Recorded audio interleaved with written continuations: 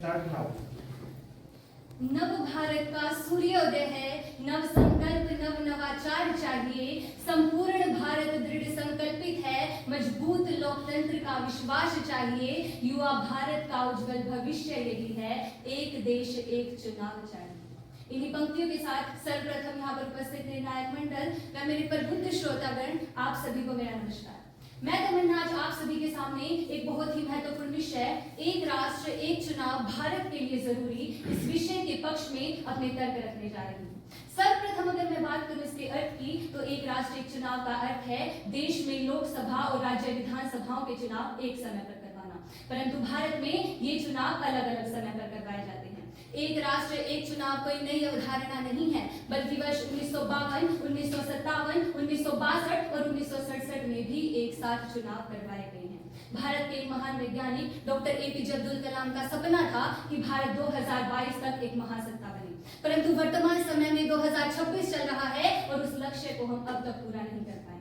देश में बार बार होने वाले चुनाव और उसमें बर्बाद होने वाले धन, समय और पैदा होने वाली अस्थिरता के कारण भारत को महासत्ता बनने में अनेक प्रकार की कठिनाई आ रही हैं, जिसे चाहे तो हम दूर कर सकते हैं एक राष्ट्र एक चुनाव के माध्यम से।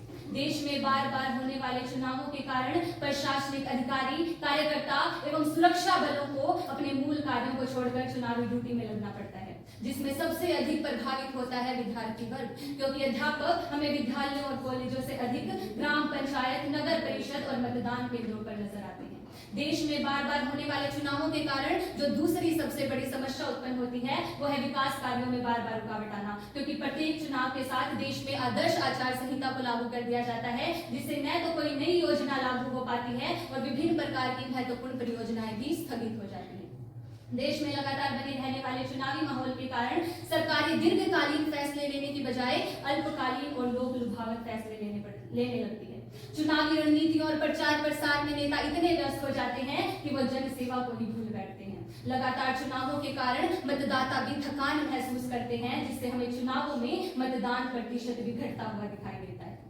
भारत दुनिया का सबसे बड़ा लोकतंत्र है और इस लोकतंत्र का आधार है चुनाव, परंतु इन चुनाव में खर्च हुए धन के आंकड़ों को सुनकर निसंदेह आपकी सर्दी थोड़ी बढ़ सकती है। वर्ष 1952 के लोकसभा चुनावों को संपन्न करवाने में लगभग 111 करोड़ रुपए खर्च किए गए। 2014 में यही राशि बढ़कर लगभग 5000 करोड़ रुपए हो गई और 2019 के लोकसभा चुनावों में राजनीतिक पार्टियों ने पिछले सारे रिकॉर्ड तोड़ दिए और इन चुनावों को संपन्न करवाने में लगभग 55,000 करोड़ रुपए खर्च किए गए। ये आंकड़े तो केवल लोकसभा के आंकड़े हैं, इसमें अगर राज्य विधानसभा उपचुनावों को जोड़ दिया जाए तो निसंदेह भारत के लिए एक नया बजट तैयार किया जा सकता है।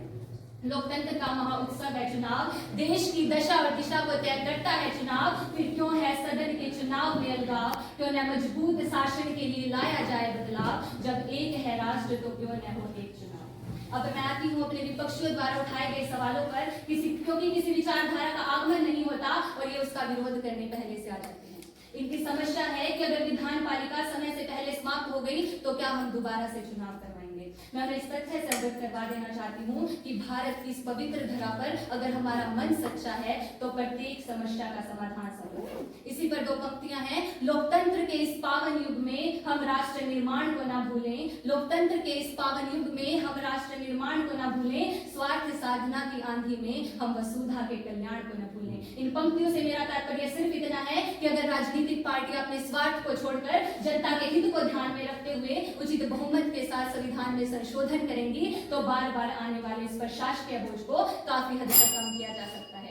अंत में अपने पक्ष को प्रस्तुत करते हुए केवल इतना ही कहना चाहूंगी कि अगर हमारे देश में एक देश एक कर जैसी व्यवस्था अर्थात जीएसटी जैसी व्यवस्था को लागू किया जा सकता है तो एक राष्ट्र एक चुनाव क्यों नहीं, जनता के कल्याण के लिए